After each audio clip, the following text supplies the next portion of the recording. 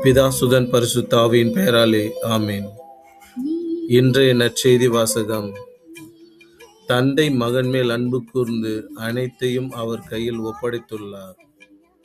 யோவான் எழுதிய தூய நற்செய்தியிலிருந்து வாசகம்.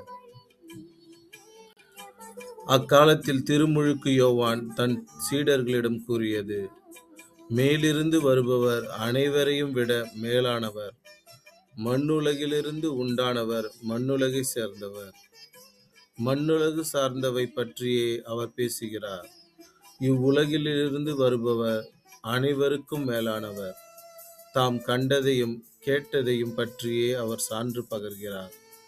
எனினும் அவர் தரும் சான்றை எவரும் ஏற்றுக்கொள்வதில்லை.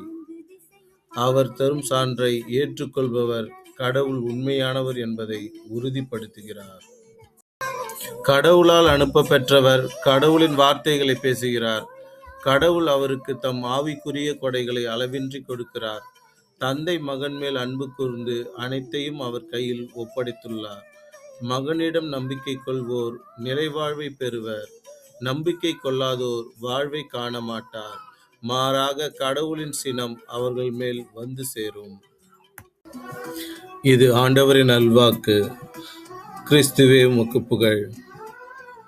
Praise the Lord.